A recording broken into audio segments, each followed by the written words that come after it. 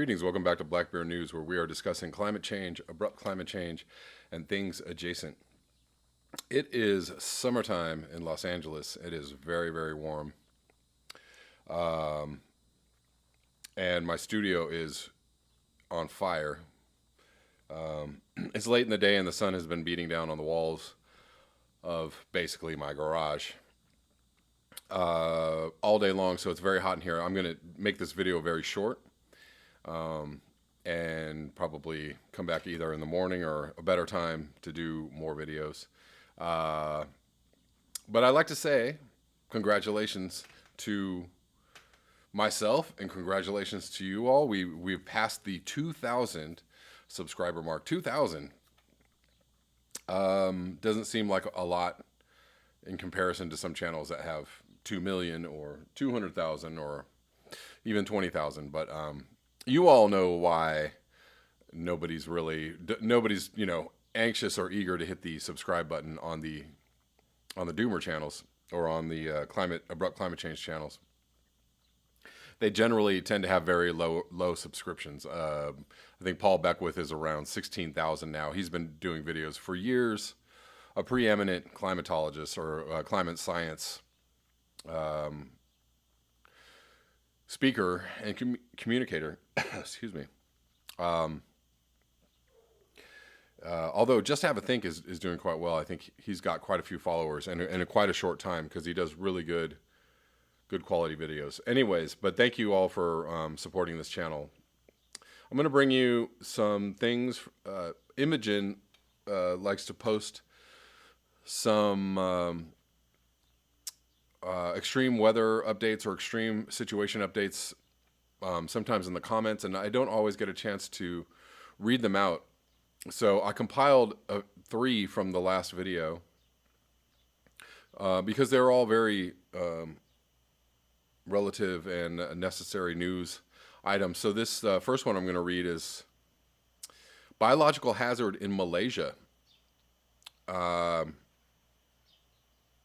shocking news report by Sinar Harian revealed that at least 13 orang asli in Gua Musang, Kelantan have succumbed to an unknown illness related to unclean water, and that around 50 more of them are affected with it. The small community of Kampung Kuala Ko, with less than 300 Batak people, live in fear as they helplessly witness their loved ones die, one after the other.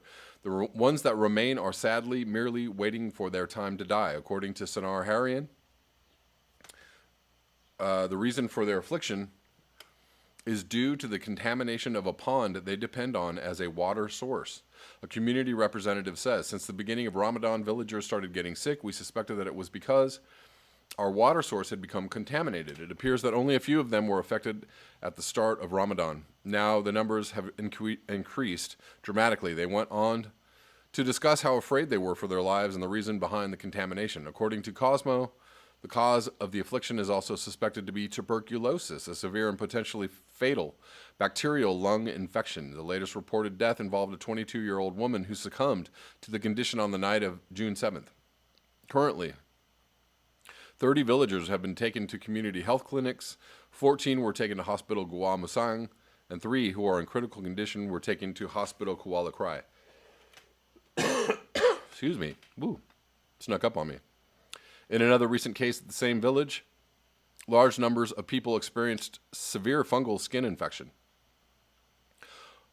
Over 120 individuals from 30 families had symptoms of scaly, pus-filled, and scabbed skin. What is happening in their environment that is causing these crazy symptoms and death? It was reported by Harian Metro on March 31st that they were undergoing urgent medical care to prevent it from spreading to everyone in the village. However, this was difficult as some of the Orang Asli would flee into the jungle whenever medical personnel arrived at the village. The rights of the Orang Asli community in Malaysia and their access to land, development, or even basic necessities like clean water have been subject to a long, heated debate. The health of the Malaysian indigenous population is in a critical state as the national healthcare system is not adequately sensitive or responsive to the needs of the Orang Asli. which further alienates them from seeking treatment in the first place. Moving on to the next article, or tidbit, as she likes to call them, flood in China on June 8th. About 45,000 people have been evacuated in the southeastern Chinese province of Jiangxi due to ongoing torrential rainfalls and ensuing floods. Sounds familiar, doesn't it? The local agency in charge of emergency situations said in some settlements, rescue workers use boats to cross the flooded streets. As of Saturday, more than 50 buildings have been destroyed due to the rise in water level, with nearly 90 others seriously damaged. As many as 1,200 local residents are in need of relief assistance. According to weather forecasts, the heavy rains in the region will continue until June 11th. Rains have been pouring in the region since June 6th. The bad weather has already affected the lives of more than 500,000 people in 23 counties and districts of the province, with the direct economic damage estimated at 670 million yuan, about $97 million. Next up, lastly, from the tidbits, this is extreme weather in the USA. Thousands of San Antonio residents remain without power and air conditioning after severe thunderstorms struck the city Thursday, with temperatures on Friday expected to soar to nearly 100 degrees as of 10 a.m. Friday. CPS Energy crews were still working on restoring power to approximately 18,000 customers. So this was a couple days ago, but may still be an ongoing situation. Thunderstorms that brought high winds, rain, hail, lightning most severely affected areas north of downtown, according to the utilities outage map. Storms gave way to blue skies and sweltering temperatures on Friday, with National Weather Service forecasters predicting temperatures to rise to 99 degrees in San Antonio. If anybody has been in Texas when it's 99 degrees, especially South Texas, ooh-wee, that 99 degrees feels like 110. We're working against the clock because, as you know, we're approaching triple-digit heat probably today and tomorrow. Mayor Ron Nierenberg said at a Friday media briefing at 9:30 a.m. Officials with the city, CPS Energy and Via Metropolitan Transit spoke about recovery efforts after the storm. They held the briefing in the Woodlawn Lake area, one of the neighborhoods most severely hit by power outages. Fallen trees and limbs were the primary cause of loss of power, said Rudy Garza, one of the neighborhood's most severely hit. Senior Vice President of Distribution Services and Operation for CPS Energy. More than 430 downed power lines were reported across the city. That's a lot of power lines. San Antonio firefighters responded to 133 calls of power lines down, 3 structure fires caused by lightning. San Antonio Fire Chief Charles Hood said firefighters also made 1 high water rescue that was successful. The intense storms were the result of a clash between air masses coming from the north and south, said Melissa Huffman, National Weather Service meteorologist. We had a combination of some deeper moisture from the Gulf of Mexico in place across the region today, as well as ample heating. Huffman said we had a little disturbance moving across the southern plains. The combination of these factors created an environment for strong to severe thunderstorms to develop.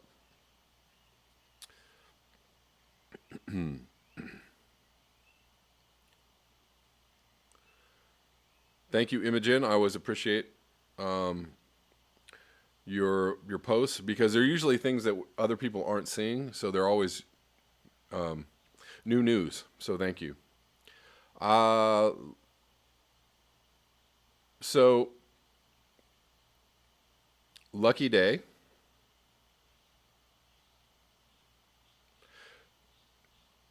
Could be a rare time that you all get 2 back-to-back way past what the fuck articles. Michael has sent me the new. All right, I've got the article here right in front of me. This is called "I Was Not Born to Live to Die." And as usual, he starts the article with a quote: "He that fights and runs away may turn and fight another day, but he that is in a battle slain may never rise to fight again." And that's a quote from Oliver Goldsmith. The following seems to have become a reoccurring theme on these pages. I was asked years ago if I believed in anything enough to die for it. I said no. I did, however, and still do believe in a lot of things that I would live for. Dying for a cause is noble and all that, but if you die, your ability to fight for that cause ends abruptly. There is, in some corners of the doomosphere, people who are entertaining the thought of taking their own lives should the situation become desperate. I understand this as I am convinced that you have not lived fully if you have not thought of suicide at least once. I first considered it when I was separated from my wife and daughter. In service of this, I decided that I would walk away from my house to a bar 6 blocks away without stopping for lights or cars or trains. End game was I would die or I would get to have a drink. I made it to the bar and am now here to relate the experience to you. At the bar, I decided that my daughter needed a father, not a sacrifice. The phrase, taking your own life, is strange. Who exactly are you taking it from? You are not taking it from yourself. You are taking it from all the people that depend on you, all the people that loved you, and the world which, unless you are a total asshat, is a better place with you in it. The world today does not need any more sacrifices. It needs defenders. The natural world needs us to fight for it. And although we are out of time, that is not a reason to stop. Drifting peacefully off to sleep with the aid of modern pharmaceuticals is not a path I would choose. When the specter of our imminent death crept out of the shadows and into my life, my choices were to curl up in a hole and end it all, or choose action as an antidote to the depression. I have a penchant for disruption. This will be considered wrong thinking by some who choose the path of peace and love. Che Guevara said, "The true revolutionary is guided by a great feeling of love. It is impossible to think of a genuine revolutionary lacking this quality." And that is a beautiful quote, indeed. Revolutionary action is what is necessary. We have too long allowed ourselves to be lulled and coddled into passivity, and it is time to let the roar of our disapproval echo through the remaining years, short though they may be.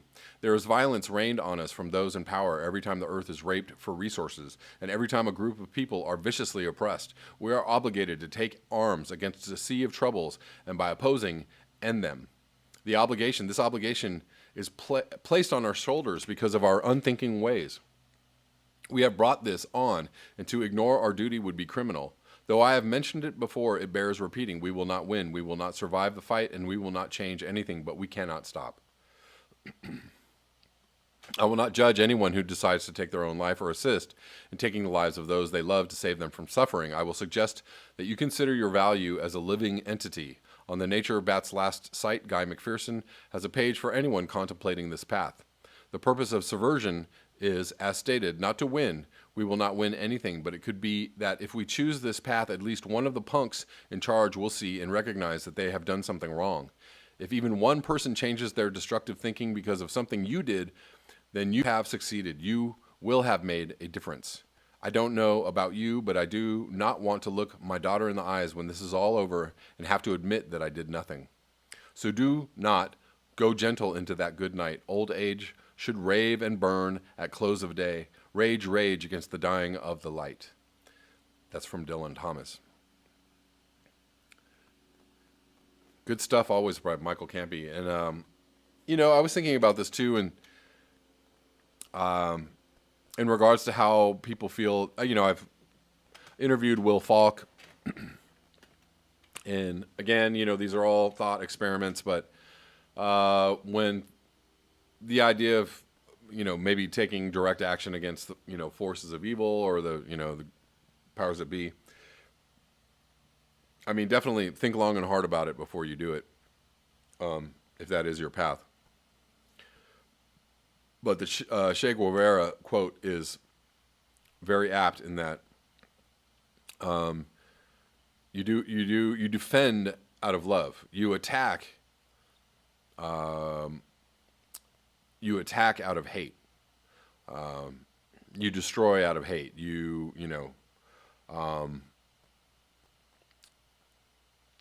initiate violence for wrong reasons or for mischievous purposes. You initiate that violence out of hate or out of deep trauma.